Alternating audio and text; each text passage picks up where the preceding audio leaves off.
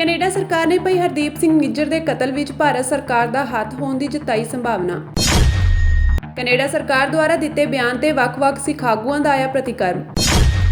328 ਸਰੂਪਾਂ ਦੇ ਮਾਮਲੇ ਤੇ ਅੰਤਰਿਮ ਕਮੇਟੀ ਮੈਂਬਰ ਭਾਈ ਗੁਰਪ੍ਰੀਤ ਸਿੰਘ ਰੰਧਾਵਾ ਨੇ ਸ਼੍ਰੋਮਣੀ ਕਮੇਟੀ ਨੂੰ ਲਿਖਿਆ ਪੱਤਰ। ਕੈਨੇਡਾ ਦੀ ਸਰਕਾਰ ਨੇ ਮੰਨ ਲਿਆ ਹੈ ਕਿ ਸਰੀ ਦੇ ਗੁਰਦੁਆਰਾ ਗੁਰੂ ਨਾਨਕ ਦਰਬਾਰ ਵਿੱਚ ਹੋਏ ਮੁੱਖ ਸੇਵਾਦਾਰ ਭਾਈ ਹਰਦੀਪ ਸਿੰਘ ਨਿੱਜਰ ਦੇ ਕਤਲ ਪਿੱਛੇ ਭਾਰਤ ਦਾ ਹੱਥ ਹੈ। ਕੈਨੇਡਾ ਦੇ ਪ੍ਰਧਾਨ ਮੰਤਰੀ ਜਸਟਿਨ ਟਰੂਡੋ ਨੇ ਕੈਨੇਡਾ ਦੀ ਪਾਰਲੀਮੈਂਟ ਨੂੰ ਸੰਬੋਧਨ ਕਰਦਿਆਂ ਕਿਹਾ ਕਿ ਕੈਨੇਡਾ ਦੀਆਂ ਜਾਂਚ ਏਜੰਸੀਆਂ ਹੱਥ ਪੁਖਤਾ ਸਬੂਤ ਲੱਗੇ ਹਨ, ਜਿਨ੍ਹਾਂ ਤੋਂ ਸਾਬਤ ਹੁੰਦਾ ਹੈ ਕਿ ਭਾਈ ਹਰਦੀਪ ਸਿੰਘ ਨਿੱਜਰ ਦਾ ਕਤਲ ਭਾਰਤ ਸਰਕਾਰ ਦੇ ਕਰਿੰਦਿਆਂ ਵੱਲੋਂ ਕੀਤਾ ਗਿਆ ਹੈ। ਪ੍ਰਧਾਨ ਮੰਤਰੀ ਟਰੂਡੋ ਨੇ ਪਾਰਲੀਮੈਂਟ ਨੂੰ ਸੰਬੋਧਨ ਕਰਦਿਆਂ ਕਿਹਾ ਕਿ ਕੈਨੇਡਾ ਦੀ ਧਰਤੀ ਤੇ ਕੈਨੇਡੀਅਨ ਨਾਗਰਿਕ ਨੂੰ ਕਿਸੇ ਵਿਦੇਸ਼ੀ ਸਰਕਾਰ ਵੱਲੋਂ ਕਤਲ ਕਰਨਾ ਕੈਨੇਡਾ ਦੀ ਪ੍ਰਭੂਸਤਾ ਤੇ ਹਮਲਾ ਹੈ, ਜਿਸ ਨੂੰ ਕਿਸੇ ਵੀ ਹਾਲਤ ਵਿੱਚ ਪ੍ਰਵਾਨ ਨਹੀਂ ਕੀਤਾ ਜਾ ਸਕਦਾ। Today I'm rising to inform the House of an extremely serious matter. I just informed the leaders of the opposition directly that I want now to speak with all Canadians. Over the past number of weeks, Canadian security agencies have been actively pursuing credible allegations of a potential link between agents of the government of India and the killing of a Canadian citizen, Hardeep Singh Nijjar. Canada is a rule of law country. The protection of our citizens and defence of our sovereignty are fundamental. Our top priorities have therefore been, one, that our law enforcement and security agencies ensure the continued safety of all Canadians, and two, that all steps be taken to hold perpetrators of this murder to account. Any involvement of a foreign government in the killing of a Canadian citizen on Canadian soil is an unacceptable violation of our sovereignty. It is contrary to the fundamental rules by which free, open, and democratic societies conduct themselves. As you would expect, we've been working closely and coordinating with our allies on this very serious matter. Canada ਦੀ ਵਿਦੇਸ਼ ਮੰਤਰੀ ਮੇਲੀਨਾ Jolie ਨੇ ਜਾਣਕਾਰੀ ਦਿੱਤੀ ਹੈ ਕਿ ਭਾਈ ਨਿੱਜਰ ਦੇ ਕਤਲ ਪਿੱਛੇ ਭਾਰਤ ਦਾ ਹੱਥ ਸਾਹਮਣੇ ਆਉਣ ਤੋਂ ਬਾਅਦ ਕੈਨੇਡਾ ਵਿੱਚ ਸਥਿਤ ਭਾਰਤੀ ਅੰਬੈਸੀ ਦੇ ਇੱਕ ਉੱਚ ਅਧਿਕਾਰੀ ਨੂੰ ਕੈਨੇਡਾ ਛੱਡਣ ਦੇ ਹੁਕਮ ਜਾਰੀ ਕਰ ਦਿੱਤੇ ਗਏ ਹਨ। ਉਹਨਾਂ ਦੱਸਿਆ ਕਿ ਇਹ ਅਧਿਕਾਰੀ ਭਾਰਤ ਵਿੱਚ ਖੂਫੀਆ ਏਜੰਸੀ ਰੋ ਦਾ ਕੈਨੇਡਾ ਵਿੱਚ ਪ੍ਰਮੁੱਖ ਅਫਸਰ ਸੀ। ਵਿਦੇਸ਼ ਮਹਿਕਮੇ ਨੇ ਮੀਡੀਆ ਨੂੰ ਇਸ ਦਾ ਨਾਂ ਪਵਨ ਕੁਮਾਰ ਰਾਏ ਦੱਸਿਆ ਹੈ। First and foremost, I would like to extend my condolences to the family and loved ones of Hardeep Singh Nijjar. The allegations that a representative of a foreign government may have been involved in the killing of a Canadian citizen here in Canada on Canadian soil is not only troubling, but it is completely unacceptable. If proven true, this would be a grave violation of our sovereignty and of the most basic rule of how countries deal with each other. We've been clear we will not tolerate any form of foreign interference. Since this was brought to our attention, we've been guided by three principles. The first one, we will seek the truth. The second one, we will protect Canadians at all times. And thirdly, we will protect Canada's sovereignty. I've conveyed these principles to my Indian counterpart, and I've also told him that we expect India's full collaboration to make sure that we get to the bottom of this. And as of today, and as a consequence, we've expelled a top Indian diplomat from Canada. Canada ਵਿੱਚ ਭਾਰਤੀ high commission ਦੀ website ਮੁਤਾਬਕ Pawan Kumar Rai economic coordination and community affairs ਦਾ minister ਹੈ। ਸੂਤਰਾਂ ਤੋਂ ਪ੍ਰਾਪਤ ਜਾਣਕਾਰੀ ਮੁਤਾਬਕ ਪਵਨ ਕੁਮਾਰ ਰਾਏ ਪੰਜਾਬ ਪੁਲਿਸ ਦਾ ADGP ਹੈ, ਜੋ 2018 ਤੋਂ ਕੇਂਦਰੀ ਡੈਪੂਟੇਸ਼ਨ ਤੇ ਹੈ। ਭਾਰਤ ਸਰਕਾਰ ਵੱਲੋਂ 14 ਦਸੰਬਰ 2018 ਨੂੰ ਜਾਰੀ ਇੱਕ ਨੋਟੀਫਿਕੇਸ਼ਨ ਮੁਤਾਬਕ ਪਵਨ ਕੁਮਾਰ ਰਾਏ ਨੂੰ ਭਾਰਤ ਸਰਕਾਰ ਦੇ ਵਿਦੇਸ਼ ਮਹਿਕਮੇ ਵਿੱਚ ਜੁਆਇੰਟ ਸੈਕਟਰੀ ਨਿਯੁਕਤ ਕੀਤਾ ਗਿਆ ਸੀ। ਕੈਨੇਡਾ ਵਿੱਚ ਵਿਰੋਧੀ ਧਿਰ ਕੰਜ਼ਰਵੇਟਿਵ ਪਾਰਟੀ ਦੇ ਮੁੱਖ ਆਗੂ ਪੀਅਰ ਪੋਇਲੇਵਰ ਨੇ ਵੀ ਭਾਈ ਨਿੱਜਰ ਦੇ ਕਤਲ ਨੂੰ ਕੈਨੇਡਾ ਦੀ ਪ੍ਰਭੂਸਤਾ ਤੇ ਹਮਲਾ ਦੱਸਿਆ ਹੈ। NDP ਪਾਰਟੀ ਦੇ ਆਗੂ ਜਗਮੀਤ ਸਿੰਘ ਨੇ ਕਿਹਾ ਹੈ ਕਿ ਉਹ ਇਸ ਕਤਲ ਦੇ ਦੋਸ਼ੀਆਂ ਨੂੰ ਸਜ਼ਾ ਦਿਵਾਉਣ ਲਈ ਤੇ ਭਾਰਤੀ ਪ੍ਰਧਾਨ ਮੰਤਰੀ ਨਰਿੰਦਰ ਮੋਦੀ ਨੂੰ ਇਸ ਕਤਲ ਮਾਮਲੇ ਵਿੱਚ ਕਟਹਿਰੇ ਵਿੱਚ ਖੜਾ ਕਰਨ ਲਈ ਕੋਈ ਕਸਰ ਨਹੀਂ ਛੱਡਣਗੇ। ਜੋ ਆਪਾਂ ਅੱਜ ਸੁਣਿਆ, ਸਾਨੂੰ ਸਾਰਿਆਂ ਨੂੰ ਪਤਾ ਸੀਗਾ ਛੋਟੇ ਹੁੰਦੇ ਨੂੰ ਕਿ ਜਿਹੜਾ ਹਿੰਦੁਸਤਾਨ ਦੀ ਹਕੂਮਤ ਬਹੁਤ ਜ਼ੁਲਮ ਕਰਦੇ ਨੇ, ਪਰ ਸਾਨੂੰ ਕਦੇ ਨਹੀਂ ਲੱਗਦਾ ਸੀ ਕਿ ਇੱਥੇ ਆ ਕੇ ਕੈਨੇਡਾ 'ਚ ਇੱਥੇ ਆ ਕੇ ਸਾਨੂੰ ਇਹੋ ਜਿਹਾ ਖਤਰਾ ਹੋ ਸਕਦਾ। ਮੈਂ ਸਾਰਿਆਂ ਨੂੰ ਇਹ ਕਹਿਣਾ ਚਾਹੁੰਦਾ ਕਿ ਮੈਂ ਇੱਥੇ ਹੈਗਾ ਆ ਤੇ ਜਿੰਨਾ ਕੁ ਮੇਰਾ ਤਾਕਤ ਹੈਗਾ ਮੈਂ ਹਟੂੰਗਾ ਨਹੀਂ ਜਦ ਤੱਕ ਜਸਟਿਸ ਤੇ ਇਨਸਾਫ ਮਿਲੂਗਾ ਇਸ ਮਾਮਲੇ ਦੇ ਵਿੱਚ। ਮੈਂ ਹਟਣਾ ਨਹੀਂ ਹੈਗਾ ਜਦ ਤੱਕ ਸਾਰੇ ਹੀ ਜਿਹੜਾ ਵੀ ਕੋਈ ਲਿੰਕ ਹੋਵੇ ਉਹਦਾ ਪੂਰੀ ਖੋਜ ਕੀਤਾ ਜਾਵੇ ਤੇ ਜੋ ਨਿਆਂ ਆ, ਜੋ ਜਸਟਿਸ ਹੈ, ਜੋ ਇਨਸਾਫ ਹੈ ਉਹ ਕੀਤਾ ਜਾਵੇ। I want you to know you can trust that New Democrats and everyone in this House will fight with everything we have to ensure that this serious, reprehensible matter is treated with the utmost seriousness and focus and that we bring justice. ਵਿਦੇਸ਼ ਮੰਤਰੀ Jolie ਨੇ ਕਿਹਾ ਕਿ G20 summit ਦੌਰਾਨ ਇਸ ਜਾਂਚ ਬਾਰੇ ਪ੍ਰਧਾਨ ਮੰਤਰੀ ਟਰੂਡੋ ਨੇ ਯੂਨਾਈਟਿਡ ਸਟੇਟਸ ਦੇ ਰਾਸ਼ਟਰਪਤੀ ਜੋ ਬਾਈਡਨ ਅਤੇ ਬਰਤਾਨੀਆ ਦੇ ਪ੍ਰਧਾਨ ਮੰਤਰੀ ਰਿਸ਼ੀ ਸੁਨਕ ਨੂੰ ਦੱਸ ਦਿੱਤਾ ਸੀ। ਵਾਈਟ ਹਾਊਸ ਦੇ ਕੌਮੀ ਸੁਰੱਖਿਆ ਸਲਾਹਕਾਰ ਐਡਰੀਨ ਵਾਟਸਨ ਨੇ ਕਿਹਾ ਕਿ ਭਾਰਤ ਤੇ ਲੱਗੇ ਇਹ ਦੋਸ਼ ਬਹੁਤ ਗੰਭੀਰ ਹਨ। ਉਨ੍ਹਾਂ ਕਿਹਾ ਕਿ ਅਮਰੀਕਾ ਇਸ ਸੰਬੰਧੀ ਲਗਾਤਾਰ ਕੈਨੇਡਾ ਨਾਲ ਰਾਬਤੇ ਵਿੱਚ ਹੈ ਅਤੇ ਦੋਸ਼ੀਆਂ ਨੂੰ ਸਜ਼ਾ ਮਿਲਣੀ ਚਾਹੀਦੀ ਹੈ। ਕੈਨੇਡਾ ਵਿੱਚ ਗੋਲੀਆਂ ਮਾਰ ਕੇ ਕਤਲ ਕੀਤੇ ਸਿੱਖ ਆਗੂ ਹਰਦੀਪ ਸਿੰਘ ਨਿੱਜਰ ਮਾਮਲੇ ਵਿੱਚ ਕੈਨੇਡਾ ਜਾਂਚ ਏਜੰਸੀਆਂ ਨੂੰ ਵੱਡੀ ਸਫਲਤਾ ਮਿਲੀ ਹੈ, ਜਿਸ ਵਿੱਚ ਕੈਨੇਡਾ ਦੇ ਪ੍ਰਧਾਨ ਮੰਤਰੀ ਨੇ ਇਸ ਪਿੱਛੇ ਭਾਰਤ ਸਰਕਾਰ ਦਾ ਹੱਥ ਹੋਣ ਦੀ ਗੱਲ ਕਹੀ ਹੈ। ਇਸ ਦੌਰਾਨ ਹੁਣ ਭਾਰਤ ਵਿੱਚ ਵਸਦੇ ਸਿੱਖ ਆਗੂਆਂ ਦੇ ਪ੍ਰਤੀ ਕਰਮ ਹੋਣੇ ਸ਼ੁਰੂ ਹੋ ਗਏ ਹਨ। ਸ਼੍ਰੋਮਣੀ ਕਮੇਟੀ ਦੇ ਜਨਰਲ ਸਕੱਤਰ ਗੁਰਚਰਨ ਸਿੰਘ ਗਰੇਵਾਲ ਦਾ ਵੀ ਬਿਆਨ ਆਇਆ ਹੈ।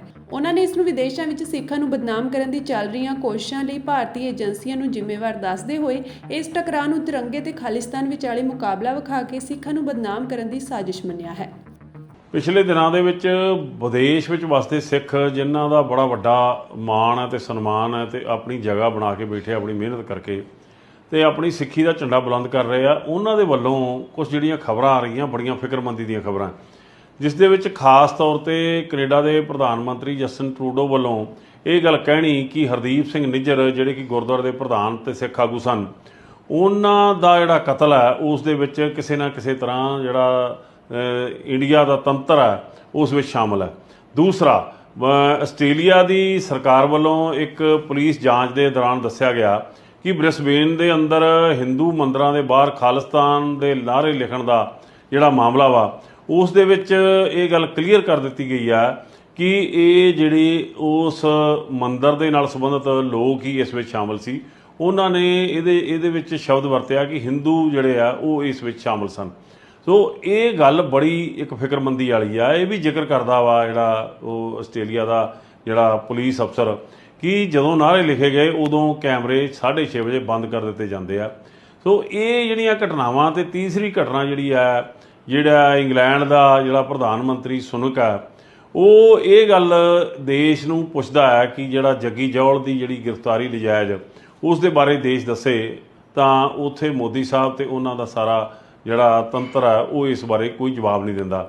ਇਹ ਬੜੀ ਹੀ ਫਿਕਰਮੰਦੀ ਵਾਲੀਆਂ ਖਬਰਾਂ ਨੇ, ਜਿਹੜੀਆਂ ਖਬਰਾਂ ਦੇ ਵਿੱਚ ਇਹ ਦਿਖਾਈ ਦੇ ਰਿਹਾ ਕਿ ਵਿਦੇਸ਼ ਵਿੱਚ ਸਿੱਖਾਂ ਦੀ ਜਿਹੜੀ ਚੜ੍ਹਤ ਹੈ, ਸਿੱਖਾਂ ਦੀ ਉੱਥੇ ਆਪਣੀ ਬਣਾਈ ਧਾਕ ਹੈ ਤੇ ਆਪਣੀ ਬਣਾਈ ਜਗ੍ਹਾ ਹੈ, ਉਸ ਨੂੰ ਜਿਹੜੀ ਚੁਣੌਤੀ ਆ।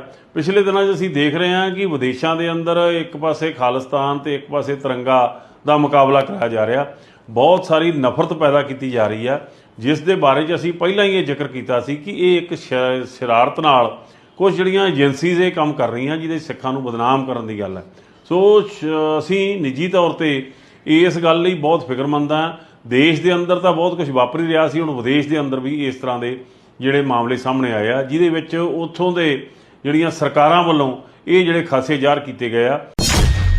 ਅੰਤਰਿਮ ਕਮੇਟੀ ਮੈਂਬਰ ਭਾਈ ਗੁਰਪ੍ਰੀਤ ਸਿੰਘ ਰੰਧਾਵਾ ਨੇ ਸ਼੍ਰੋਮਣੀ ਕਮੇਟੀ ਦੇ ਪ੍ਰਧਾਨ ਭਾਈ ਹਰਜਿੰਦਰ ਸਿੰਘ ਧਾਮੀ ਦੇ ਨਾਮ ਪੱਤਰ ਵਿੱਚ ਲਿਖਿਆ ਤੇ ਕਿਹਾ ਕਿ ਅੰਤਰਿਮ ਕਮੇਟੀ ਦੀ ਮੀਟਿੰਗ ਵਿੱਚ ਅਤੇ ਵੱਖੋ ਵੱਖਰੇ ਮਾਧਿਅਮ ਰਾਹੀਂ ਅਮਰੀਕਾ ਵਿੱਚ ਦਾਨੀ ਸਿੱਖਾਂ ਦੇ ਸਹਿਯੋਗ ਨਾਲ ਅਮਰੀਕਾ ਵਿੱਚ ਸ੍ਰੀ ਗੁਰੂ ਗ੍ਰੰਥ ਸਾਹਿਬ ਜੀ ਦੇ ਸਰੂਪ ਛਾਪਣ ਲਈ ਪ੍ਰੈਸ ਲਾਉਣ ਦਾ ਜ਼ਿਕਰ ਕੀਤਾ ਜਾਂਦਾ ਹੈ। ਤੁਹਾਡੇ ਇਹ ਕਾਰਜ ਵਿਦੇਸ਼ਾਂ ਵਿੱਚ ਸਰੂਪ ਪ੍ਰਾਪਤੀ ਦੀ ਮੰਗ ਅਤੇ ਕਮੇਟੀ ਵੱਲੋਂ ਸਰੂਪ ਭੇਜਣ ਸੰਬੰਧੀ ਸ੍ਰੀ ਗੁਰੂ ਗ੍ਰੰਥ ਸਾਹਿਬ ਜੀ ਦਾ ਅਦਬ ਸਤਿਕਾਰ ਤੇ ਹੋਰ ਸਮੱਸਿਆਵਾਂ ਨੂੰ ਮੁੱਖ ਰੱਖਦਿਆਂ ਇਹ ਕਾਰਜ ਤੇ ਕੋਈ ਇਤਰਾਜ਼ ਨਹੀਂ, ਪਰ ਹਰ ਗੱਲ ਦੇ ਦੋ ਪਹਿਲੂ ਹੁੰਦੇ ਹਨ, ਪਰ ਦੂਸਰਾ ਪਹਿਲੂ ਚਿੰਤਾ ਦਾ ਵਿਸ਼ਾ ਹੈ ਕਿਉਂਕਿ ਇਸ ਕਾਰਜ ਦੇ ਪੈਮਾਨੇ ਖਾਸ ਕਰਕੇ ਗੁਰਬਾਣੀ ਦੀ ਛਪਾਈ ਦੀ ਸੁਰੱਖਿਆ, ਮਰਿਆਦਾ, ਜ਼ਿੰਮੇਵਾਰੀ ਦਾ ਕਿਹੋ ਜਿਹਾ ਪੈਮਾਨਾ ਹੋਵੇਗਾ ਜੋ ਸਪਸ਼ਟ ਨਹੀਂ ਕੀਤਾ ਗਿਆ ਕਿਉਂਕਿ ਵਿਦੇਸ਼ਾਂ ਦੇ ਕਾਨੂੰਨ ਤੇ ਢੰਗ ਤਰੀਕੇ ਵੱਖ ਹੁੰਦੇ ਹਨ। ਉਹਨਾਂ ਕਿਹਾ ਕਿ ਭਵਿੱਖ ਵਿੱਚ ਜੇਕਰ ਗੁਰੂ ਸਾਹਿਬ ਦੇ ਸ਼ਬਦਾਂ ਨਾਲ ਛੇੜਛਾੜ ਜਾਂ ਤਰੁੱਟੀ ਹੋ ਜਾਂਦੀ ਹੈ ਤਾਂ ਤੁਹਾਡੇ ਵੱਲੋਂ ਕੀਤੇ ਜਾਣ ਵਾਲਾ ਚੰਗਾ ਤੇ ਵੱਡਾ ਕੰਮ ਸਿਧਾਂਤਕ ਤੌਰ ਤੇ ਨੁਕਸਾਨ ਵੀ ਕਰ ਸਕਦਾ ਹੈ। ਕਮੇਟੀ ਸਪਸ਼ਟ ਕਰੇ ਕਿ ਆਉਣ ਵਾਲੇ ਪੈਮਾਨੇ ਕਿਹੋ ਜਿਹੇ ਹੋਣਗੇ। ਭਾਈ ਰੰਧਾਵਾ ਨੇ ਕਿਹਾ ਕਿ ਸ਼੍ਰੋਮਣੀ ਕਮੇਟੀ ਦੇ ਪ੍ਰਬੰਧ ਅਧੀਨ ਜਿੱਥੇ ਸ੍ਰੀ ਗੁਰੂ ਗ੍ਰੰਥ ਸਾਹਿਬ ਜੀ ਦੀ ਛਪਾਈ ਦੀ ਗੋਲਡਨ ਪ੍ਰੈਸ ਹੈ, ਉਸ ਵਿੱਚੋਂ 328 ਸਰੂਪ ਜਿਨ੍ਹਾਂ ਦਾ ਵਿਵਾਦ ਜਿਉਂਦਾ ਤਿਉਂ ਹੈ, ਜਿੱਥੇ ਹਰ ਕਿਸਮ ਦੇ ਪ੍ਰਬੰਧ ਤੇ ਸੁਰੱਖਿਆ ਸੀ। ਪਰ ਬੇਗਾਨੇ ਦੇਸ਼ ਵਿੱਚ ਜਿਸ ਦੇ ਕਾਨੂੰਨ ਵੀ ਵੱਖਰੇ ਹਨ, ਉੱਥੇ ਕਿਸ ਤਰ੍ਹਾਂ ਇਹ ਕੰਮ ਨੇਪਰੇ ਚੜੇਗਾ ਸਪਸ਼ਟ ਕੀਤਾ ਜਾਵੇ। ਭਾਈ ਰੰਧਾਵਾ ਨੇ ਅੱਗੇ ਪੱਤਰ ਵਿੱਚ ਲਿਖਿਆ ਕਿ ਕਮੇਟੀ ਵੱਡੇ ਐਲਾਨ ਕਰਦੀ ਆ ਰਹੀ ਹੈ, ਪਰ ਸਿੱਖ ਕੌਮ ਦੇ ਸਿਧਾਂਤਾਂ ਨਾਲ ਜੁੜੇ ਹੋਏ ਜਿਹੜੇ ਵੱਡੇ ਮਾਮਲੇ ਹਨ, ਸਿਰਫ ਐਲਾਨਾਂ ਤੱਕ ਹੀ ਸੀਮਿਤ ਹੋ ਕੇ ਰਹਿ ਜਾਂਦੇ ਹਨ। ਜਿਸ ਤਰ੍ਹਾਂ ਇੱਕ ਪ੍ਰਵਾਸੀ ਸਿੱਖ ਨੇ ਗੁਰਮਤਿ ਪਰੰਪਰਾਵਾਂ ਦੀਆਂ ਧੱਜੀਆਂ ਉਡਾਉਂਦੇ ਹੋਏ ਧਰਮਿੰਦਰ ਆਨੰਦ ਦੇ ਚਾਈਨਾ ਤੋਂ ਸਰੂਪ ਛਪਾਉਣੇ ਸ਼ੁਰੂ ਕਰ ਦਿੱਤੇ ਤੇ ਪੂਰੇ ਕੌਮ ਵਿੱਚ ਹਾਹਾਕਾਰ ਪੈਦਾ ਹੋ ਗਈ। ਅਕਾਲ ਤਖਤ ਸਾਹਿਬ ਵਿੱਚ ਕਰੀਬ 2 ਸਾਲ ਪਹਿਲਾਂ ਪੰਥਕ ਜਥੇਬੰਦੀਆਂ ਅਤੇ ਸੰਪਰਦਾਵਾਂ ਦੀ ਇਕੱਤਰਤਾ ਹੋਈ, ਜਿਸ ਵਿੱਚ ਗੰਭੀਰ ਮਸਲੇ ਤੇ ਚਰਚਾ ਹੋਈ। ਉਸ ਚਰਚਾ ਵਿੱਚੋਂ ਇਹ ਗੱਲ ਸਾਹਮਣੇ ਆਈ ਕਿ ਜੋ ਮੌਜੂਦਾ ਸਮੇਂ ਸ੍ਰੀ ਗੁਰੂ ਗ੍ਰੰਥ ਸਾਹਿਬ ਜੀ ਦੇ ਸਰੂਪ ਛਪ ਕੇ ਆ ਰਹੇ ਹਨ, ਉਸ ਛਪਾਈ ਵਿੱਚ ਤਰੁੱਟੀਆਂ ਆ ਰਹੀਆਂ ਹਨ। ਉਸ ਸੰਬੰਧੀ ਫੈਸਲਾ ਹੋਇਆ ਕਿ ਅੱਜ ਤੋਂ 50 ਸਾਲਾਂ ਤੋਂ ਪਹਿਲਾਂ ਦੇ ਸਮੇਂ 1960 ਵਿੱਚ ਇਸੇ ਤਰ੍ਹਾਂ ਸ੍ਰੀ ਗੁਰੂ ਗ੍ਰੰਥ ਸਾਹਿਬ ਜੀ ਦੇ ਪਾਠ ਭੇਦ ਅੰਤਰ ਸੰਬੰਧੀ ਕੁਝ ਵਿਵਾਦ ਪੈਦਾ ਹੋਇਆ। ਉਸ ਸਮੇਂ ਸਮੁੱਚੇ ਪੰਥ ਨੇ 1960 ਵਿੱਚ 500 ਸ੍ਰੀ ਗੁਰੂ ਗ੍ਰੰਥ ਸਾਹਿਬ ਜੀ ਦੇ ਸਰੂਪ ਛਾਪੇ ਸਨ। ਫੈਸਲਾ ਹੋਇਆ ਸੀ ਕਿ ਜਿਹੜੇ ਸਰੂਪ ਛਪਣਗੇ ਉਹ 1960 ਦੇ ਸਰੂਪਾਂ ਨੂੰ ਆਧਾਰ ਮੰਨ ਕੇ ਛਾਪੇ ਜਾਣਗੇ। ਉਸ ਦਿਨ ਫੈਸਲਾ ਹੋਇਆ ਸੀ ਕਿ 1960 ਵਾਲੇ ਸਰੂਪਾਂ ਨੂੰ ਆਧਾਰ ਮੰਨ ਕੇ ਅਗਲੇ ਛਾਪ ਰਹੇ ਨਵੇਂ ਸਰੂਪਾਂ ਕਾਰਨ ਆ ਰਹੀਆਂ ਤਰੁੱਟੀਆਂ ਨੂੰ ਸੋਧ ਕੇ ਛਪਾਈ ਕੀਤੀ ਜਾਵੇ। ਰੰਧਾਵਾ ਨੇ ਕਿਹਾ ਕਿ ਮੈਂ ਅੰਤਰਿਮ ਕਮੇਟੀ ਵਿੱਚ ਲਿਖ ਕੇ ਵਾਰ-ਵਾਰ ਇਸ ਫੈਸਲੇ ਨੂੰ ਲਾਗੂ ਕਰਵਾਉਣ ਲਈ ਵਾਰ-ਵਾਰ ਯਾਦ ਕਰਵਾਉਂਦਾ ਆ ਰਿਹਾ ਹਾਂ, ਪਰ ਕਮੇਟੀ ਵੱਲੋਂ ਉਸ ਵੱਲ ਕੋਈ ਧਿਆਨ ਨਹੀਂ ਦਿੱਤਾ ਜਾ ਰਿਹਾ। ਹਾਲੇ ਤੱਕ 328 ਸਰੂਪਾਂ ਦਾ ਕੋਈ ਪਤਾ ਨਹੀਂ ਲੱਗਿਆ ਹੈ, ਜਦੋਂ ਕਿ ਮਾਮਲਾ ਸਿੱਖੀ ਦੀ ਹੋਂਦ ਤੇ ਗੁਰਬਾਣੀ ਦੀ ਪਵਿੱਤਰਤਾ ਨਾਲ ਸੰਬੰਧਿਤ ਹੈ। ਉਹਨਾਂ ਕਿਹਾ ਕਿ ਸ਼੍ਰੋਮਣੀ ਕਮੇਟੀ ਦੇ 328 ਸਰੂਪਾਂ ਦਾ ਮਾਮਲਾ ਸੁਰੱਖਿਆ ਨਾਲ ਜੁੜਿਆ ਹੈ ਤੇ ਨਵੇਂ ਛਾਪਰੇ ਸਰੂਪਾਂ ਵਿੱਚ ਤਰੁੱਟੀਆਂ ਆ ਰਹੀਆਂ ਹਨ। ਜੋ ਮਸਲਾ ਘਰ ਦੇ ਅੰਦਰ ਹੱਲ ਨਹੀਂ ਹੋ ਸਕਦਾ ਤੇ ਵਿਦੇਸ਼ਾਂ ਵਿੱਚ ਪ੍ਰੈਸ ਲਾਉਣ ਦੀ ਚਰਚਾ ਕਰ ਰਹੇ ਹਨ। ਉਹਨਾਂ ਕਿਹਾ ਕਿ ਵਿਦੇਸ਼ਾਂ ਵਿੱਚ ਪਾਵਨ ਸਰੂਪ ਛਪਣ ਵਿੱਚ ਉਹਨਾਂ ਨੂੰ ਕੋਈ ਇਤਰਾਜ਼ ਨਹੀਂ ਹੈ, ਕਿਉਂਕਿ ਚੰਗਾ ਉਪਰਾਲਾ ਹੈ, ਪਰ ਲਮਕਦੇ ਮਾਮਲੇ ਹੱਲ ਨਹੀਂ ਹੋਏ, ਨਵੇਂ ਸ਼ੁਰੂ ਕਰ ਰਹੇ ਹਨ। ਪਿਛਲੇ ਦਿਨੀ ਸ਼੍ਰੋਮਣੀ ਗੁਰਦੁਆਰਾ ਪ੍ਰਬੰਧਕ ਕਮੇਟੀ ਦੀ ਐਗਜ਼ੈਕਟਿਵ ਮੀਟਿੰਗ ਦੇ ਵਿੱਚ ਵੀ, ਉਸ ਤੋਂ ਪਹਿਲਾਂ ਵੀ ਪ੍ਰਧਾਨ ਸਰਦਾਰ ਹਰਜਿੰਦਰ ਸਿੰਘ ਜੀ ਨੇ ਇੱਕ ਐਲਾਨ ਕੀਤਾ ਕਿ ਅਸੀਂ ਅਮਰੀਕਾ ਦੇ ਵਿੱਚ ਜਾ ਕੇ ਉੱਥੋਂ ਦੇ ਕੁਝ ਦਾਨੀ ਸਿੱਖ ਵੀ ਤਿਆਰ ਨੇ ਕਿ ਸ਼੍ਰੋਮਣੀ ਕਮੇਟੀ ਉੱਥੇ ਪ੍ਰੈਸ ਲਾਏਗੀ ਤਾਂ ਕਿ ਗੁਰੂ ਗ੍ਰੰਥ ਸਾਹਿਬ ਜੀ ਦੀ ਜਿਹੜੀ ਉਹਨਾਂ ਮੁਲਕਾਂ ਦੇ ਵਿੱਚ ਡਿਮਾਂਡ ਹੈ, ਕਿਉਂਕਿ ਇਸ ਵਕਤ ਪਾਵਨ ਸਰੂਪਾਂ ਨੂੰ ਭੇਜਣ ਦੇ ਲਈ ਵੱਡੀਆਂ ਸਮੱਸਿਆਵਾਂ ਵੀ ਹਨ ਤੇ ਉਹਦਾ ਅਸੀਂ ਪ੍ਰਬੰਧ ਕਰਾਂਗੇ। ਇਹ ਬਿਲਕੁਲ ਠੀਕ ਹੈ, ਇਹਦੇ ਤੇ ਮੇਰਾ ਕੋਈ ਇਤਰਾਜ਼ ਨਹੀਂ। ਮੈਂ ਕਹਿਣਾ ਕਿ ਜੇ ਇਹੋ ਜਿਹਾ ਪ੍ਰਬੰਧ ਕਰਨ ਲਈ ਤੁਸੀਂ ਤੁਰੇ ਹੋ ਤਾਂ ਚੰਗੀ ਗੱਲ ਹੈ, ਪਰ ਇਹਦੇ ਨਾਲ ਕੁਝ ਸਵਾਲ ਨੇ ਕਿ ਇਹੋ ਜਿਹਾ ਯਤਨ ਸਰਦਾਰ ਅਵਤਾਰ ਸਿੰਘ ਮੱਕੜ ਵੇਲੇ ਵੀ ਹੋਇਆ। ਸਰਦਾਰ ਦਿਦਾਰ ਸਿੰਘ ਬੈਂਸ ਜਿਹੜੇ ਉੱਥੋਂ ਦੇ ਕਾਰੋਬਾਰੀ ਸੀ, ਉਹਨਾਂ ਨੇ ਜ਼ਮੀਨ ਵੀ ਦਿੱਤੀ, ਸ਼ਾਇਦ ਉੱਥੇ ਪੈਸੇ ਵੀ ਪਾਏ ਨੇ। ਚਲੋ ਇਹ ਜੇ ਹੁਣ ਵਫਦ ਜਾਏਗਾ ਉਹ ਵੀ ਸੌਟ ਆਊਟ ਹੋ ਜਾਏਗੀ, ਪਰ ਇਹਦੇ ਨਾਲ ਮੇਰੇ ਕੁਝ ਜਿਹੜੇ ਖਦਸ਼ੇ ਨੇ ਉਹ ਇਹ ਆ ਕਿ ਪ੍ਰੈਸ ਵੀ ਉੱਥੇ ਲੱਗ ਜੂ, ਜਗ੍ਹਾ ਵੀ ਮਿਲ ਜੂ, ਪਰ ਸ਼੍ਰੋਮਣੀ ਕਮੇਟੀ ਨੂੰ, ਕੌਮ ਨੂੰ ਇਹ ਗੱਲ ਵੀ ਤੁਹਾਨੂੰ ਦੱਸਣੀ ਪਏਗੀ ਕਿ ਗੁਰੂ ਗ੍ਰੰਥ ਸਾਹਿਬ ਦੀ ਛਪਾਈ ਦੀ ਸੁਰੱਖਿਅਤ ਲਈ ਕਿ ਬਾਣੀ ਦੇ ਵਿੱਚ ਕੋਈ ਰਲਾ ਨਾ ਹੋ ਜਾਵੇ, ਕੋਈ ਮਿਸਟੇਕ ਨਾ ਹੋ ਜਾਵੇ, ਜਾਣਬੁੱਝ ਕੇ ਜਾਂ ਅਚਨਚੇਤ ਉਹਦੀ ਜਿਹੜੀ ਕਮਾਂਡਿੰਗ ਪੋਜੀਸ਼ਨ ਹੈ ਗੁਰੂ ਗ੍ਰੰਥ ਸਾਹਿਬ ਮਹਾਰਾਜ ਦੇ ਸਰੂਪ ਛਾਪਣ ਦੀ, ਉਹਦੇ ਉੱਤੇ ਕੀ ਪੈਮਾਨੇ ਨੇ, ਉਹਦੇ ਉੱਤੇ ਕਿਹੋ ਜਿਹੇ ਤੁਸੀਂ ਜਿਹੜੇ ਦਾਇਰੇ ਜਿਹੜੇ ਨੇ ਉਹ ਕਾਇਮ ਕਰੋਗੇ, ਕਿਉਂਕਿ ਇਹ ਗੱਲ ਜਿਹੜੇ ਸਿੱਖਾਂ ਨੂੰ ਉੱਥੇ ਇਸ ਗੱਲ ਦੀ ਬਹੁਤ ਸਖਤ, ਗੁਰੂ ਘਰਾਂ ਨੂੰ ਵੀ ਜ਼ਰੂਰਤ ਹੈ, ਉਹ ਇਸ ਗੱਲ ਦੀ ਖੁਸ਼ੀ, ਸਾਨੂੰ ਵੀ ਖੁਸ਼ੀ ਹੈ, ਕਿਉਂਕਿ ਮੈਨੂੰ ਪਤਾ ਹੈ, ਮੈਂ ਉਹਨਾਂ ਸਬ ਕਮੇਟੀਆਂ ਦੇ ਵਿੱਚ ਵੀ ਹਾਂ ਕਿ ਸਰੂਪ ਭੇਜਣ ਦੀ ਇੱਕ ਵੱਡੀ ਸਮੱਸਿਆ ਹੈ। ਇਹ ਠੀਕ ਹੈ ਕਿ ਇਹਦਾ ਪ੍ਰਬੰਧ ਹੋ ਜਾਣਾ ਚਾਹੀਦਾ ਹੈ, ਪਰ ਇਹਦੇ ਨਾਲ ਗੁਰਬਾਣੀ ਦੀ ਉਸ ਪਵਿੱਤਰਤਾ ਨੂੰ, ਮਰਜ਼ਾਦਾ ਨੂੰ, ਤਾਂ ਕਿ ਉਹਦੇ ਨਾਲ ਕੋਈ ਖਲਵਾੜ ਨਾ ਹੋ ਸਕੇ। ਮੇਰੇ ਖਦਸ਼ੇ ਕਿਉਂ ਨੇ? ਕਿਉਂਕਿ ਪਿਛਲੇ ਦਿਨ ਇੱਕ ਧਰਮਿੰਦਰ ਆਨੰਦ ਨਾਂ ਦੇ ਵਿਅਕਤੀ ਵੱਲੋਂ ਚਾਈਨਾ ਤੋਂ ਗੁਰੂ ਗ੍ਰੰਥ ਸਾਹਿਬ ਦੇ ਸਰੂਪ ਛਪਾ ਕੇ ਜਿਹੜੇ ਨੇ ਉਹ ਵਿਦੇਸ਼ਾਂ ਵਿੱਚ ਭੇਜੇ ਗਏ, ਜਿਹਦੀ ਬਹੁਤ ਵੱਡੀ ਚਰਚਾ ਹੋਈ। ਵੱਡਾ ਇਕੱਠ ਅਕਾਲ ਤਖਤ ਸਾਹਿਬ ਤੇ ਹੋਇਆ, ਭਾਵੇਂ ਬਹੁਤ ਸਾਰੀਆਂ ਐਸੋ ਜਥੇਬੰਦੀਆਂ ਜਾਂ ਸ਼ਖਸੀਅਤਾਂ ਨੇ ਜਿਹੜੇ ਇਸ ਵਕਤ ਇਸ ਜਿਹੜਾ ਅਕਾਲ ਤਖਤ ਦੇ ਉੱਤੇ ਇੱਕ ਪਰਿਵਾਰ ਦੇ ਨਿਜ਼ਾਮ ਦਾ ਕਿਸੇ ਰੂਪ ਦੇ ਵਿੱਚ ਕਬਜ਼ਾ, ਉਹ ਕਦੇ ਵੀ ਇਸ ਗੱਲ ਤੋਂ ਨਹੀਂ ਆਉਂਦੇ, ਪਰ ਗੁਰੂ ਗ੍ਰੰਥ ਸਾਹਿਬ ਦੇ ਸਤਿਕਾਰ ਲਈ ਸਾਰੇ ਇਕੱਠੇ ਹੋਏ। ਮੈਨੂੰ ਇਸ ਗੱਲ ਦਾ ਦੁੱਖ ਹੈ ਕਿ ਉੱਥੇ ਇੱਕ ਫੈਸਲਾ ਹੋਇਆ ਕਿ ਜਿਹੜੀ ਗੁਰੂ ਗ੍ਰੰਥ ਸਾਹਿਬ ਦੇ ਹੁਣ ਮੌਜੂਦਾ ਸਰੂਪ ਵੀ ਛਪ ਰਹੇ ਨੇ, ਉਹਨਾਂ ਦੇ ਵਿੱਚ ਕਿਤੇ ਨਾ ਕਿਤੇ ਜਿਹੜੀ ਹੈ ਤਰੁੱਟੀਆਂ ਆ ਰਹੀਆਂ ਨੇ ਛਪਾਈ ਦੇ ਵਿੱਚ। ਉਹਨੂੰ ਸੋਧਣ ਲਈ 1965, 66, 67 ਜਾਂ ਇਹਨਾਂ ਤਿੰਨਾਂ ਦੇ ਵਿੱਚੋਂ ਕੋਈ ਇੱਕ ਸਮਾਂ ਸੀ ਜਦੋਂ ਗੁਰੂ ਗ੍ਰੰਥ ਸਾਹਿਬ ਜੀ ਦੇ 500 ਸਰੂਪ ਛਾਪੇ ਗਏ, ਔਰ ਉਹ ਸਰੂਪ ਸ਼੍ਰੋਮਣੀ ਕਮੇਟੀ ਕੋਲ ਮੌਜੂਦ ਨੇ, ਪਰ ਬਹੁਤ ਘੱਟ ਗਿਣਤੀ ਵਿੱਚ ਮੌਜੂਦ ਨੇ, ਔਰ ਉਹ ਸਰੂਪ ਨੇ ਜਿਨ੍ਹਾਂ ਤੇ ਪੂਰੇ ਪੰਥ ਦੀ ਸਹਿਮਤੀ ਬਣੀ ਸੀ। ਉਹਨਾਂ ਦੇ ਪਾਠ, ਉਹਨਾਂ ਦੀ ਸੁਧਾਈ, ਪਾਠਾਂ ਦਾ ਭੇਤ ਸਾਰਾ ਬਿਲਕੁਲ ਉਹਦਾ ਨਿਰਣਾ ਹੋਇਆ ਵੈ, ਔਰ ਇਹ ਫੈਸਲਾ ਹੋਇਆ ਸੀ ਕਿ ਸ਼੍ਰੋਮਣੀ ਕਮੇਟੀ ਬਹੁਤ ਜਲਦ ਉਹ ਜਿਹੜੀ ਅਗਲੀ ਛਪਾਈ ਹੈ ਉਸ ਸਰੂਪ ਨੂੰ ਆਧਾਰ ਮੰਨ ਕੇ ਅੱਗੇ ਕਰੂਗੀ। ਪਰ ਇੱਕ ਸਾਲ ਮੇਰਾ ਪਹਿਲਾ ਬੀਤ ਗਿਆ, ਦੂਆ ਸਾਲ ਮੇਰਾ ਦੁਬਾਰਾ ਬੀਤ ਚੱਲਿਆ। ਮੈਂ ਲਿਖ ਕੇ ਜ਼ੁਬਾਨੀ ਬਾਰ-ਬਾਰ ਐਗਜ਼ੈਕਟਿਵ ਮੀਟਿੰਗਾਂ ਵਿੱਚ ਪ੍ਰੈਸ ਰਾਹੀਂ ਵੀ ਇਹ ਮਾਮਲੇ ਉਠਾਉਂਦਾ ਰਿਹਾ, ਪਰ ਮੈਨੂੰ ਦੁੱਖ ਹੈ ਕਿ ਅੱਜ ਤੱਕ ਵੀ ਗੁਰੂ ਗ੍ਰੰਥ ਸਾਹਿਬ ਦੇ ਉਸ ਜਿਹੜੀ ਮਾਮਲੇ ਦੇ ਉੱਤੇ ਜਿਹੜਾ ਅਕਾਲ ਤਖਤ ਤੇ ਇਕੱਠ ਕਰਕੇ ਫੈਸਲਾ ਕੀਤਾ ਗਿਆ, ਉਹਦੇ ਤੇ ਅਸੀਂ ਇੱਕ ਕਦਮ ਵੀ ਉਸ ਪਾਸੇ ਨੂੰ ਨਹੀਂ ਤੁਰੇ। ਕਦੇ ਅਸੀਂ ਕਹਿੰਦੇ ਹਾਂ ਕਿ ਜਿਹੜੇ ਸਾਡੇ ਸਿੰਘ ਸਾਹਿਬਾਨ ਨੇ ਉਹ ਵਿਦੇਸ਼ਾਂ ਚਲੇ ਗਏ, ਇਹ ਨਹੀਂ ਗੱਲ ਹੋ ਸਕਦੀ। ਜਦੋਂ ਇੱਕ ਵੱਡਾ ਕੰਮ ਹੈ, ਜੇ ਗੁਰੂ ਗ੍ਰੰਥ ਸਾਹਿਬ ਜੀ ਦੇ ਇਸ ਐਡੇ ਵੱਡੇ ਪਵਿੱਤਰਤਾਈ ਔਰ ਬੜੀ ਸੂਖਮ ਰੂਪ ਦੇ ਵਿੱਚ ਇਹ ਇੱਕ ਮੈਂ ਸਮਝਦਾ ਕਿ ਵੱਡੀ ਗੱਲ ਆ, ਉਹਦੇ ਤੇ ਨਹੀਂ ਇਸ ਗੱਲ ਨੂੰ ਇਗਨੋਰ ਕੀਤਾ ਜਾ ਸਕਦਾ।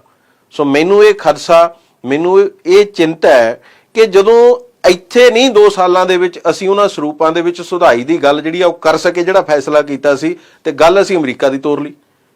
ਤੋ ਜਿੰਨੀ ਦੇਰ ਤੱਕ ਜਿੱਥੋਂ ਮੂਲ ਹੈ ਉਹਦੇ ਵਿੱਚ ਇਹ ਸੁਧਾਈ ਨਹੀਂ ਹੋਏਗੀ, ਉੱਥੋਂ ਤੁਸੀਂ ਠੀਕ ਨਹੀਂ ਕਰੋਗੇ, ਉੱਥੇ ਦੀ ਤੁਸੀਂ ਕੀ ਗਰੰਟੀ ਲੈ ਸਕਦੇ ਹੋ?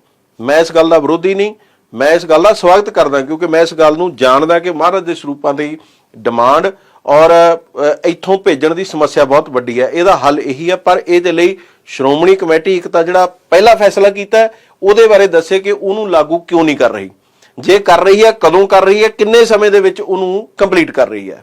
ਨੰਬਰ 2, ਜਿਹੜੇ ਉੱਥੇ ਗੁਰੂ ਗ੍ਰੰਥ ਸਾਹਿਬ ਦੇ ਸਰੂਪ ਛਪਣਗੇ ਉਹਨਾਂ ਦੇ ਉੱਤੇ ਜਿਹੜੀ ਸੁਰੱਖਿਅਤ ਜਾਂ ਜਿਹੜੀ ਛਪਾਈ ਦੀ ਕਮਾਂਡ ਹੈ ਉਹਦੇ ਉੱਤੇ ਸ਼੍ਰੋਮਣੀ ਕਮੇਟੀ ਦਾ ਕੀ ਕ੍ਰਾਈਟੇਰੀਆ ਹੋਊਗਾ ਉਹ ਜ਼ਰੂਰ, ਕਿਉਂਕਿ ਇਹ ਮੇਰੀ ਡਿਊਟੀ ਹੈ। ਮੈਂ ਬਤੌਰ ਐਗਜ਼ੈਕਟਿਵ ਮੈਂਬਰ ਵਿਰੋਧੀ ਧਿਰ ਵੱਲੋਂ ਮੈਂ ਸਮਝਦਾ ਕਿ ਇਹ ਬੜੇ ਸੈਂਸਿਟਿਵ ਮਾਮਲੇ ਨੇ। ਬਾਕੀ ਗੱਲਾਂ ਪੰਥ ਦੀਆਂ ਜਾਂ ਪੰਥਕ ਸਿਆਸਤ ਦੀਆਂ ਉਹਨਾਂ ਵਿੱਚ ਕੋਈ ਬਾਦ ਘਾਟ ਹੋ ਸਕਦਾ, ਪਰ ਇਹ ਇੱਕ ਅਜਿਹੀ ਗੱਲ ਹੈ ਜਿਹਦੇ ਨਾਲ ਇੱਕ ਰਾਈ ਜਿੰਨਾ ਵੀ ਅਸੀਂ ਜਿਹੜਾ ਸਮਝੌਤਾ ਨਹੀਂ ਕਰ ਸਕਦੇ, ਰਾਈ ਜਿੰਨੀ ਅਣਦੇਖੀ ਨਹੀਂ ਕਰ ਸਕਦੇ। ਸ਼੍ਰੀ ਗੁਰੂ ਗ੍ਰੰਥ ਸਾਹਿਬ ਜੀ ਦਾ ਪਹਿਲਾ ਪ੍ਰਕਾਸ਼ ਪੁਰਬ ਤਖਤ ਸ਼੍ਰੀ ਹਜ਼ੂਰ ਸਾਹਿਬ ਨਾਂਦੇੜ ਵਿਖੇ ਬੜੀ ਧੂਮਧਾਮ ਨਾਲ ਮਨਾਇਆ ਗਿਆ। ਇਸ ਮੌਕੇ ਚੰਦਰਯਾਨ 3 ਟੀਮ ਦੇ ਮੈਂਬਰ ਅਤੇ ਇਸਰੋ ਦੇ ਵਿਗਿਆਨੀ ਮਹਿੰਦਰਪਾਲ ਸਿੰਘ ਅਤੇ ਬੋਡੀ ਬਿਲਡਰ ਵਿੱਚ ਅੰਤਰਰਾਸ਼ਟਰੀ ਗੋਲਡ ਮੈਡਲਿਸਟ ਕਾਰਜ ਸਿੰਘ ਤਖਤ ਸ਼੍ਰੀ ਹਜ਼ੂਰ ਸਾਹਿਬ ਵਿਖੇ ਹਾਜ਼ਰ ਸਨ। ਇਸ ਮੌਕੇ ਤਖਤ ਸ਼੍ਰੀ ਹਜ਼ੂਰ ਸਾਹਿਬ ਦੇ ਪ੍ਰਬੰਧਕ ਸੇਵਾ ਮੁਕਤ IAS ਡਾਕਟਰ ਵਿਜੇ ਸਤਬੀਰ ਸਿੰਘ ਨੇ ਕਿਹਾ ਕਿ ਜਦੋਂ ਸਿੱਖ ਦੁਨੀਆ ਵਿੱਚ ਚੰਗੇ ਕੰਮ ਕਰਦੇ ਹਨ ਤਾਂ ਕੌਮ ਦਾ ਨਾਮ ਉੱਚਾ ਹੁੰਦਾ ਹੈ। ਸਾਡੇ ਲਈ ਬੜੀ ਖੁਸ਼ੀ ਵਾਲੀ ਗੱਲ ਹੈ, ਫਖਰ ਵਾਲੀ ਗੱਲ ਹੈ, ਮਾਣ ਵਾਲੀ ਗੱਲ ਹੈ ਕਿ ਇਸਰੋ ਦੇ ਇੱਕ ਸਾਇੰਸਦਾਨ, ਇੱਕ ਸਾਇੰਟਿਸਟ ਮਹਿੰਦਰਪਾਲ ਸਿੰਘ ਜੀ ਸਾਡੇ ਨਾਲ ਨੇ। ਇਹਨਾਂ ਨੇ ਚੰਦਰਯਾਨ 1, 2, 3 ਇਹਨਾਂ ਦੇ ਵਿੱਚ ਆਪਣਾ ਯੋਗਦਾਨ ਪਾਇਆ ਔਰ ਮਦਦ ਕੀਤੀ। ਇਹਨਾਂ ਨੇ ਜੋ ਕਾਮਯਾਬੀ ਸਾਨੂੰ ਪ੍ਰਾਪਤ ਹੋਈ ਹੈ ਉਹਦੇ ਵਿੱਚ ਬੜਾ ਵੱਡਾ ਇਹਨਾਂ ਦਾ ਹੱਥ ਹੈ ਔਰ ਇਹ ਬੜੀ ਖੁਸ਼ੀ ਵਾਲੀ ਗੱਲ ਹੈ। ਪੂਰੀ ਸਿੱਖ ਕੌਮ ਲਈ ਇੱਕ ਮਿਸਾਲ ਨੇ ਕਿ ਇਹਨਾਂ ਨੇ ਇਸ ਖੇਤਰ ਵਿੱਚ ਆਪਣਾ ਯੋਗਦਾਨ ਪਾ ਕੇ ਆਪਣਾ ਕੰਮ ਦਿਖਾ ਕੇ ਦੇਸ਼ ਨੂੰ, ਪੂਰੇ ਦੇਸ਼ ਨੂੰ ਕਾਮਯਾਬ ਕੀਤਾ ਹੈ। ਮੈਂ ਉਹਨਾਂ ਨੂੰ ਵਧਾਈ ਦੇਣਾ ਚਾਹੁੰਦਾ ਹਾਂ। ਨਾਲ ਹੀ ਸਾਡੇ ਨਾਲ ਇੱਥੇ ਮੌਜੂਦ ਨੇ, ਅਸੀਂ ਉਹਨਾਂ ਦਾ ਸਨਮਾਨ ਵੀ ਕਰ ਰਹੇ ਹਾਂ ਗੁਰਦੁਆਰਾ ਸਾਹਿਬ ਵਿੱਚ, ਹਜ਼ੂਰ ਸਾਹਿਬ ਵਿੱਚ, ਤੇ ਇਹ ਵੀ ਸਾਨੂੰ ਬੜੀ ਖੁਸ਼ੀ ਹੋ ਰਹੀ ਹੈ ਉਹਨਾਂ ਨੂੰ ਇੱਥੇ ਆਪਣੇ ਸਨਮਾਨਿਤ ਕਰਦਿਆਂ ਹੋਇਆ। ਮੈਨੂੰ ਪੂਰਾ ਵਿਸ਼ਵਾਸ ਹੈ ਕਿ ਅੱਗੇ ਤੋਂ ਵੀ ਉਹ ਇਸੇ ਤਰ੍ਹਾਂ ਆਪਣਾ ਯੋਗਦਾਨ ਦਿੰਦੇ ਰਹਿਣਗੇ, ਇਸੇ ਤਰ੍ਹਾਂ ਸੇਵਾ, ਦੇਸ਼ ਦੀ ਸੇਵਾ ਕਰਨਗੇ। ਨਾਲ ਹੀ ਉਹ ਇੱਕ ਪ੍ਰਕਾਰ ਦੀ ਪ੍ਰੇਰਣਾ ਸਾਡੇ ਸਾਰੇ ਜੋ ਨੌਜਵਾਨ ਨੇ, ਜੋ ਅੱਗੇ ਯੰਗ ਸਾਇੰਟਿਸਟ ਨੇ, ਉਹਨਾਂ ਨੂੰ ਵੀ ਦੇਣਗੇ ਕਿ ਉਹ ਵੀ ਅੱਗੇ ਆਉਣ ਔਰ ਇਸ ਤਰ੍ਹਾਂ ਦੇ ਜੋ ਇਨੀਸ਼ੀਏਟਿਵਸ ਲਏ ਜਾ ਰਹੇ ਨੇ, ਇਸ ਤਰ੍ਹਾਂ ਦੀਆਂ ਜੋ ਪ੍ਰਾਪਤੀਆਂ ਕੀਤੀਆਂ ਜਾ ਰਹੀਆਂ ਨੇ ਉਹਦੇ ਵਿੱਚ ਵੱਧ ਚੜ੍ਹ ਕੇ ਹਿੱਸਾ ਪਾਉਣ। मैं धन्यवाद करना चाहांगा चेयरमैन सचखंड बोर्ड का, जिन्होंने मैंने इतने सदा दे के इनवाइट करके गुरुद्वारा साहब विखे सम्मानित किया है। बहुत बहुत धन्यवाद। और मैं सारे देशवासियों भी बधाई देना चाहांगा जिन्होंने इस जो 23 अगस्त को लैंड हो रहा सी और सारा देश साडे नाल जुड़िया होया सी, सानू उत्साहित कर रहा सी और सानू मोटिवेट कर रहा सी, इनकरेज कर रहा सी, तो उस दे लई सारे देशवासियों का धन्यवाद ते सारिਆਂ ਨੂੰ बहुत बहुत ਵਧਾਈ। ਨਾਲ ਹੀ ਜੋ ਸਾਡੇ ਬੱਚੇ ਹਨ ਮੈਂ ਉਹਨਾਂ ਨੂੰ ਕਹਿਣਾ ਚਾਹਾਂਗਾ ਕਿ ਉਹ ਵੀ ਪੜ੍ਹਾਈ ਵੱਲ ਆਉਣ। ਜਿੱਦਾਂ ਕਿ ਗੁਰੂ ਸਾਹਿਬ ਦੇ ਜੋ ਮੁੱਢਲੇ ਸਿਧਾਂਤ ਸਾਨੂੰ ਗੁਰੂ ਨਾਨਕ ਦੇਵ ਜੀ ਨੇ ਬਖਸ਼ਿਸ਼ ਕੀਤੇ, ਕਿਰਤ ਕਰੋ, ਨਾਮ ਜਪੋ, ਵੰਡ ਛਕੋ, ਤੇ ਕਿਰਤ ਕਰਨੀ ਜੋ ਹੈ, ਜੋ ਸਟੂਡੈਂਟ ਦੀ ਕਿਰਤ ਹੈਗੀ ਉਹ ਪੜ੍ਹਾਈ ਹੈਗੀ ਆ। ਸਾਡੀ ਜੋ ਵੱਡਿਆਂ ਦੀ ਕਿਰਤ ਆ, ਅਸੀਂ ਕੰਮ ਕਰਕੇ ਆਪਣੇ ਪਰਿਵਾਰ ਨੂੰ ਪਾਲਣਾ ਹੈਗਾ, ਲੇਕਿਨ ਜੋ ਬੱਚਿਆਂ ਦੀ ਕਿਰਤ ਹੈਗੀ ਆ ਉਹ ਉਹਨਾਂ ਦੀ ਐਜੂਕੇਸ਼ਨ ਆ। ਤੇ ਉਹਨਾਂ ਨੇ ਆਪਣੀ ਐਜੂਕੇਸ਼ਨ ਵੱਲ ਫੋਕਸ ਕਰਕੇ, ਆਪਣੀ ਪੜ੍ਹਾਈ ਵੱਲ ਫੋਕਸ ਕਰਕੇ, ਨਾਮ ਦਾ ਸਹਾਰਾ ਲੈ ਕੇ ਅੱਗੇ ਵਧਣਾ ਤਾਂ ਕਿ ਉਹ ਜੀਵਨ ਵਿੱਚ ਅੱਗੇ ਕੁਝ ਹੋਰ ਵਧੀਆ ਕਰ ਸਕਣ। ਜੋ ਇਹ ਐਜੂਕੇਸ਼ਨ ਆ ਉਹ ਸਭ ਤੋਂ ਵੱਡੀ ਜੋ ਦੌਲਤ ਹੈ ਇਨਸਾਨ ਦੀ, ਉਹ ਐਜੂਕੇਸ਼ਨ ਹੈਗੀ ਆ। ਜਿੰਨਾ ਵੀ ਤੁਸੀਂ ਆਪਣੇ ਆਪ 'ਚ ਆਪਣੇ ਆਪ ਨੂੰ ਐਜੂਕੇਟ ਕਰੋਗੇ, ਆਪਣੇ ਅੰਦਰ ਗਿਆਨ ਪੈਦਾ ਕਰੋਗੇ, ਆਪਣੇ ਆਪ ਨੂੰ ਲਾਇਕ ਬਣਾਓਗੇ, ਉਨਾ ਹੀ ਆਪ ਜੀ ਦੀ ਵੈਲਿਊ ਵਧਦੀ ਆ, ਆਪ ਜੀ ਦੇਸ਼ ਵਾਸਤੇ ਕੰਮ ਕਰ ਸਕਦੇ ਹੋ, ਆਪਣੀ ਕੌਮ ਵਾਸਤੇ ਕੰਮ ਕਰ ਸਕਦੇ ਹਾਂ ਆਪਾਂ, ਔਰ ਦੂਜਿਆਂ ਨੂੰ ਵੀ ਨਾਲ ਅਸੀਂ ਉੱਪਰ ਲਿਆ ਸਕਦੇ ਹਾਂ। ਤੇ ਕੰਟਰੀਬਿਊਸ਼ਨ ਹੈਗਾ ਕਿ ਸਿਰਫ ਆਪ ਉੱਪਰ ਨਹੀਂ ਉੱਠਣਾ ਹੈਗਾ, ਜੋ ਨਾਲ ਦੇ ਹਨ ਉਹਨਾਂ ਨੂੰ ਜੋ ਵੰਡ ਛਕਣਾ ਹੈਗਾ। ਜੋ ਤੀਜਾ ਉਹ ਹੈਗਾ ਕਿ ਜੇ ਜੋ ਤੁਹਾਡੇ ਕੋਲ ਹੈਗਾ ਉਹ ਤੁਸੀਂ ਦੂਜਿਆਂ ਨੂੰ ਦੇਣਾ ਹੈ। ਜੇ ਸਾਡੇ ਕੋਲ ਮਾਇਆ ਹੈਗੀ ਤਾਂ ਅਸੀਂ ਦੂਜਿਆਂ ਨੂੰ ਦੇਣੀ ਆ, ਜੇ ਸਾਡੇ ਕੋਲ ਨੌਲੇਜ ਹੈਗੀ, ਗਿਆਨ ਹੈਗਾ, ਟੈਲੈਂਟ ਹੈਗਾ, ਤੇ ਉਹ ਵੀ ਅਸੀਂ ਜਿਹੜੇ ਦੂਜੇ ਬੱਚੇ ਹਨ ਉਹਨਾਂ ਨੂੰ ਨਾਲ ਉਹਨਾਂ 'ਚ ਵੰਡ ਕੇ ਉਹਨਾਂ ਨੂੰ ਨਾਲ ਉੱਪਰ ਲਿਆਉਣਾ ਹੈਗਾ, ਤਾਂ ਕਿ ਅਸੀਂ ਉਹ ਸੇਵਾ ਕਰ ਸਕੀਏ। ਸ਼੍ਰੋਮਣੀ ਅਕਾਲੀ ਦਲ ਦੇ ਸਾਂਝੇ ਪ੍ਰਧਾਨ ਸੁਖਦੇਵ ਸਿੰਘ ਢੀਂਡਸਾ ਦਾ ਬਿਆਨ ਸਾਹਮਣੇ ਆਇਆ ਹੈ। ਉਹਨਾਂ ਨੇ ਕੈਨੇਡਾ ਦੇ ਪ੍ਰਧਾਨ ਮੰਤਰੀ ਦੇ ਬਿਆਨ ਤੇ ਪ੍ਰਤੀਕਰਮ ਦਿੱਤਾ ਹੈ। ਉਹਨਾਂ ਕਿਹਾ ਕਿ ਇਹ ਬਹੁਤ ਹੀ ਮੰਦਭਾਗੀ ਘਟਨਾ ਹੈ। ਕੈਨੇਡਾ ਦੇ ਪ੍ਰਧਾਨ ਮੰਤਰੀ ਆਪਣਾ ਗੁੱਸਾ ਕੱਢ ਰਹੇ ਹਨ। ਪਹਿਲਾਂ ਉਹਨਾਂ ਨੂੰ ਜਾਂਚ ਕਰਨੀ ਚਾਹੀਦੀ ਸੀ ਅਤੇ ਫਿਰ ਭਾਰਤ ਨੂੰ ਰਿਪੋਰਟ ਭੇਜਣੀ ਚਾਹੀਦੀ ਸੀ। ਉਹਨਾਂ ਕਿਹਾ ਕਿ ਭਾਰਤ ਨੇ ਇਸ ਨੂੰ ਲੈ ਕੇ ਚਿੰਤਾ ਜ਼ਾਹਰ ਕੀਤੀ ਹੈ ਅਤੇ ਇਸ ਖਿਲਾਫ ਪ੍ਰਦਰਸ਼ਨ ਵੀ ਹੋ ਰਹੇ ਹਨ। ਅਜਿਹੇ ਸਬੰਧਾਂ ਨੂੰ ਵਿਗਾੜਨਾ ਚੰਗੀ ਗੱਲ ਨਹੀਂ ਹੈ। ਕੈਨੇਡਾ ਦੇ ਪ੍ਰਧਾਨ ਮੰਤਰੀ ਨੂੰ ਅਜਿਹਾ ਨਹੀਂ ਕਹਿਣਾ ਚਾਹੀਦਾ ਸੀ। ਉਹਨਾਂ ਕਿਹਾ ਕਿ ਉਹ ਇੱਥੇ ਆਏ ਸਨ, ਇੱਥੇ ਬੈਠ ਕੇ ਗੱਲ ਕਰ ਸਕਦੇ ਸੀ, ਪਰ ਉਹਨਾਂ ਨੇ ਆਪਣੀ ਸੰਸਦ ਵਿੱਚ ਅਜਿਹਾ ਬਿਆਨ ਦਿੱਤਾ ਹੈ। ਇਹ ਬਿਲਕੁਲ ਗਲਤ ਹੈ। ਦੁਖਦਾਈ ਤਾਂ ਹੈ ਹੀ ਹੈ, ਲੇਕਿਨ ਉਹਨਾਂ ਨੂੰ ਇਸ ਗੁੱਸੇ 'ਚ ਇਹ ਗੱਲ ਨਹੀਂ ਕਰਨੀ ਚਾਹੀਦੀ ਸੀ। ਉਹਨਾਂ ਨੂੰ ਚਾਹੀਦਾ ਸੀ ਕਿ ਉਹ ਆ ਕੇ ਪ੍ਰਧਾਨ ਮੰਤਰੀ ਤੇ ਦੇਸ਼ ਨੂੰ ਪ੍ਰਧਾਨ ਮੰਤਰੀ ਨੂੰ ਲਿਖਦੇ ਔਰ ਇਹਨਾਂ ਤੋਂ ਜਵਾਬ ਮੰਗਦੇ ਵੀ ਕੀ ਗੱਲ ਸੀ ਵੀ ਇਸ ਤਰ੍ਹਾਂ ਦੀ ਹਾਲਾਤ ਬਣੇ ਨੇ, ਅਤੇ ਫਿਰ ਇਹਨਾਂ ਦਾ ਜਵਾਬ ਦੇ ਕੇ ਫਿਰ ਇਹਨਾਂ ਦਾ ਉਸ ਤੋਂ ਬਾਅਦ ਕਹਿ ਸਕਦੇ ਸੀ ਕੁਝ ਵੀ। ਲੇਕਿਨ ਉਹਨਾਂ ਦਾ ਇਹ ਕਹਿਣਾ ਥੋੜ੍ਹਾ ਜਿਹਾ ਮੈਨੂੰ ਇਹ ਮਹਿਸੂਸ ਹੁੰਦਾ ਕਿ G20 ਜੋ ਹੈ ਉਹ ਬਹੁਤ ਕਾਮਯਾਬ ਰਿਹਾ, ਉਹਦਾ ਵੀ ਥੋੜ੍ਹਾ ਜਿਹਾ ਅਸਰ ਹੈ। ਉਹਨਾਂ ਨੂੰ ਟਰੂਡੋ ਨੂੰ ਅੱਛਾ ਨਹੀਂ ਲੱਗਿਆ ਉਹ, ਅਤੇ ਟਰੂਡੋ ਨਾਲ ਕੋਈ ਬਹੁਤ ਅੱਛੇ ਸੰਬੰਧ ਵੀ ਹੈ ਨਹੀਂ, ਇਸ ਕਰਕੇ ਉਹਨਾਂ ਦਾ ਇਹ ਆਪ ਇਹ ਕਹਿਣਾ ਬਹੁਤ ਦੁਖਦਾਈ ਹੈ। ਔਰ ਉਸ ਤੋਂ ਵੀ ਦੁਖਦਾਈ ਹੋ ਗਿਆ ਜਿਹੜੇ ਅੰਬੈਸਡਰ ਹਟਾਏ। ਪੰਜਾਬ ਦੇ ਅੰਮ੍ਰਿਤਸਰ ਤੋਂ ਕਾਂਗਰਸੀ ਸੰਸਦ ਮੈਂਬਰ ਗੁਰਜੀਤ ਔਜਲਾ ਦਾ ਬਿਆਨ ਸਾਹਮਣੇ ਆਇਆ ਹੈ। ਉਹਨਾਂ ਨੇ ਇਹ ਬਿਆਨ ਭਾਰਤੀ ਗੱਠਜੋੜ ਨੂੰ ਲੈ ਕੇ ਦਿੱਤਾ ਹੈ। ਉਹਨਾਂ ਕਿਹਾ ਕਿ ਕਾਂਗਰਸ ਹਾਈਕਮਾਂਡ ਨੇ ਭਾਰਤੀ ਗੱਠਜੋੜ ਨੂੰ ਲੈ ਕੇ ਆਪਣੇ ਵਿਚਾਰ ਪ੍ਰਗਟ ਕੀਤੇ ਹਨ। ਘਰ ਦਾ ਮੁਖੀ ਜੋ ਵੀ ਫੈਸਲਾ ਲੈਂਦਾ ਹੈ, ਸਾਨੂੰ ਉਸ ਨੂੰ ਮੰਨਣਾ ਚਾਹੀਦਾ ਹੈ। ਉਹਨਾਂ ਕਿਹਾ ਕਿ ਜੇਕਰ ਕੋਈ ਮੁੱਦਾ ਹੈ ਤਾਂ ਉਹ ਰੱਖ ਸਕਦੇ ਹਨ, ਪਰ ਉਹਨਾਂ ਨੂੰ ਆਪਣੇ ਨੇਤਾ ਨਾਲ ਗੱਲ ਕਰਨੀ ਚਾਹੀਦੀ ਹੈ। ਪਾਰਟੀ ਹਾਈਕਮਾਂਡ ਜੋ ਵੀ ਫੈਸਲਾ ਲੈਂਦੀ ਹੈ, ਅਸੀਂ ਉਸ ਦੇ ਨਾਲ ਹਾਂ। ਪਾਰਟੀ ਦਾ ਕਹਿਣਾ ਹੈ ਕਿ ਅਸੀਂ ਸੂਬੇ ਵਿੱਚ ਇਕੱਲੇ ਲੜਨਾ ਹੈ, ਅਸੀਂ ਇਕੱਲੇ ਲੜਾਂਗੇ, ਅਸੀਂ ਇਕੱਠੇ ਹੋ ਕੇ ਲੜਾਂਗੇ। ਇਸ ਵੇਲੇ ਜਿਹੜਾ ਦੇਸ਼ ਦੇ ਵਿੱਚ ਜਿਸ ਤਰੀਕੇ ਨਾਲ ਡਿਕਟੇਟਰਸ਼ਿਪ ਹੋ ਰਹੀ ਹੈ, ਉਹਦਾ ਜਵਾਬ ਇੱਕ ਇੰਡੀਆ ਗਠਬੰਧਨ ਜਿਹੜਾ ਸਾਡਾ ਬਣਿਆ ਅਲਾਇੰਸ ਹੋਇਆ ਸਾਰੀਆਂ ਪਾਰਟੀਆਂ ਦਾ, ਔਰ ਕਾਂਗਰਸ ਸਭ ਤੋਂ ਵੱਡੀ ਪਾਰਟੀ ਹੈ।